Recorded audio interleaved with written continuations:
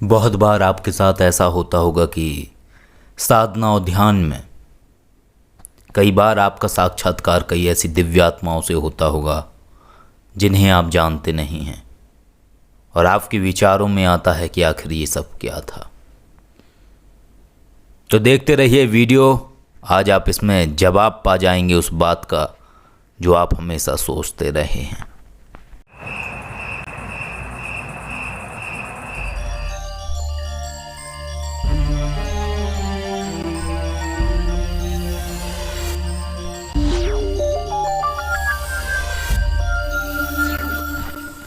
आदेश जय श्री महाकाल। बहुत बार ऐसा होता है कि ध्यान में बहुत कुछ दिखाई देता है, बहुत कुछ महसूस होता है और साधना, सिद्धि और ध्यान, इन सभी क्रियाओं को करने में व्यक्ति को बहुत सारे अनुभव होते हैं और बहुत कुछ ऐसा महसूस करता है कि उसके जीवन में वो बहुत ही अद्भुत क्षण होता है। बहुत बार कई सारी चीज़ें व्यक्ति देखता है और कई बार इंसान को लगता है ये वहम है और सत्य को छोड़कर वो वहम समझ के उसको भुला देता है। लेकिन हमेशा ये दिमाग में ज़रूर आता है उसके कि आखिर वो सब क्या था। तो आज ऐसी ही एक कहानी हम आपको बताने वाले हैं जब हमारी ध्यान के माध्यम से एक दिव्य सद्गुरु आत्मा से भेंट हुई। किस तरीके से भेंट होती है ये, किस तरीके से ध्यान में दिव्य आत्माएं, पवित्र आत्माएं और शक्तियां प्रकट होती हैं। तो आज के इस वीडियो में आप हमारा एक ऐसा ही अनुभव सुनेंगे जो मैंने जाना, महसूस किया, जो मेरे साथ हुआ। एक बार की बात है जब हम ओम नमः शिवाय का अनुष्ठान कर रहे थे और नित्य का हमारा नियम था कि नित्य 10,000 जाप सुबह, 10,000 जाप शाम को करना होता था, जिनमें कि 108 माला सुबह, 108 माला शाम को हम नित्य करते थे। बहुत कुछ अनुभव होता रहा, बहुत सारी चीज़ें अनुभव हुई और एक ऐसा लगता था, एक शांति महसूस होती थी अपने शरीर में। ऐसा लगता था कि बहुत ही अंदर से शांति है, बहुत ही दिव्य अनुभव हो रहे हैं, बहुत सारी चीज़ें महसूस होती थी। धीरे धीरे समय गुजरता गया। हमने 21 दिन तक लगातार करने का सोचा हुआ था। तो जैसे ही 10-15 दिन गुजरे तो प्रकाश नज़र आने लगा। कई बार जाप करते हुए नीला प्रकाश दिखाई देता, कई बार जाप करते हुए श्वेत प्रकाश दिखाई देता और भी बहुत कुछ होता। और जैसे जैसे समय गुजरता गया वैसे वैसे अनुभव बढ़ते चले गए। मेरा ध्येय सिर्फ इतना ही था कि मुझे महादेव की आराधना करनी है। ये अनुष्ठान में क्यों कर रहा था, इसका सिर्फ एक ही कारण था कि बस आराधना करनी है। इससे कुछ और कोई तात्पर्य नहीं था इस बात का कि मैं क्यों कर रहा हूँ। सिर्फ आराधना करनी है, इससे ज़्यादा और कोई इसकी ऐसी कोई बात नहीं थी कि जो सोचने वाली बात हो कि मैं ये क्यों कर रहा हूँ।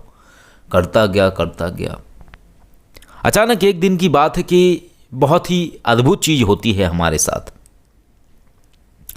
जाप करते हुए ध्यान में एक ऐसा लगता है जैसे एक कोई बहुत बड़ी आँख दिखाई दे रही है। इसके बाद एकदम से एक महात्मा दिखाई देते हैं जो बुजुर्ग हैं, दूर बैठे हुए हों और ऐसा लगा जैसे उन्होंने आंखें खोली हैं और वो मुझे देख रहे हैं। और ये बिल्कुल इतना ही स्पष्ट था जैसे हम और आप साक्षात्कार करते हैं और स्थूल जगत में जैसे हम एक दूसरे व्यक्ति को देख रहे होते हैं, स्थूल जगत में ये बिल्कुल वैसा ही हो रहा था। कोई धुंधलापन नहीं था, कोई कल्पना नहीं थी। ऐसा लग रहा था जैसे मैं आंखें खोल के बैठा हुआ हूँ। खुली हुई आंखें और बंद आंखों का भेद नष्ट हो गया था। मैं कहाँ हूँ ये भूल गया था। मैं ऐसा महसूस कर रहा था जैसे मैं किसी निर्जन स्थान पर हूँ, किसी घनघोर जंगल में हूँ जहाँ कोई मनुष्य नहीं है, कोई जन साधारण नहीं है। वहाँ वो महात्मा जी दिखाई दे रहे थे, आंखें खोल के देख रहे थे। उनका दिव्य स्वरूप देखकर ऐसा लगा जैसे मैंने वर्षों से जानता हूँ, बहुत लंबे समय से जानता हूँ। और इस तरीके से मानस पटल पर उनका चित्त स्थापित हो गया कि वो मैं कभी भूल ही नहीं पाया। इस बात का जवाब मुझे मिला नहीं, मैं समझ नहीं पाया आखिर वो कौन है।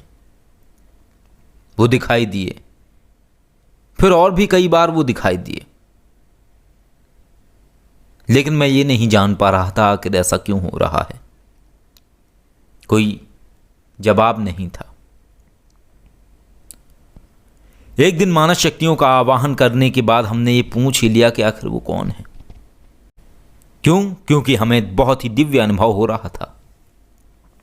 हमें ऐसा लग रहा था जैसे हम उन्हें बरसों से जानते हैं, बहुत लंबे समय से जानते हैं, और ऐसा विचार आ रहा था जैसे मेरा इनसे कोई संबंध है।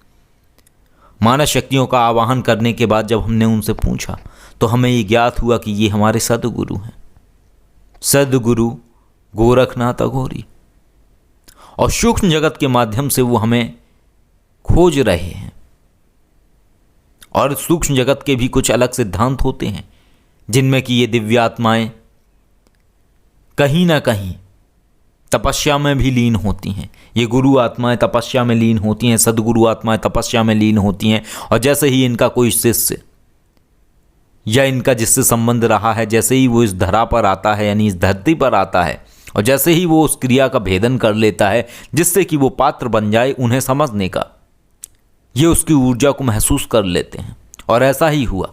लगातार हमारे द्वारा किया जा रहा ओम नमः शिवाय का जाप उनकी ऊर्जा से टकराता है और वो ये जान जाते हैं कि शिष्य वापस आ गया, अब समय आ गया है उसे मार्गदर्शन देने का। इस तरीके की कई सारी गतिविधियां पता लगती हैं। और इसके बाद फिर हम ये जान चुके थे कि वो जो भी हमें दिखाई देते हैं वो हमारे सद्गुरु हैं, गोरखनाथ अघोरी जी।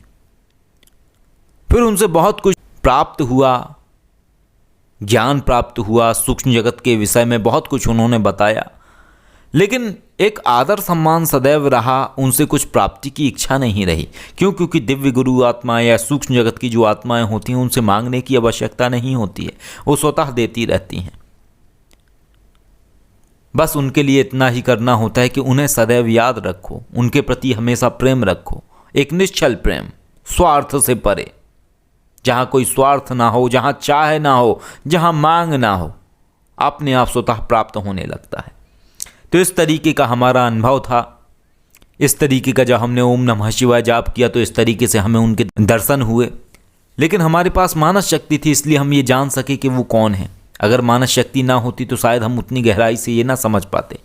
हालांकि कुछ संकेत हमें उनके माध्यम से भी प्राप्त हुए कि वो कौन है, लेकिन जितनी भी ऐसी दिव्य गुरु आत्माएं होती हैं वो संवाद नहीं करती हैं, अर्थात बात नहीं करती हैं।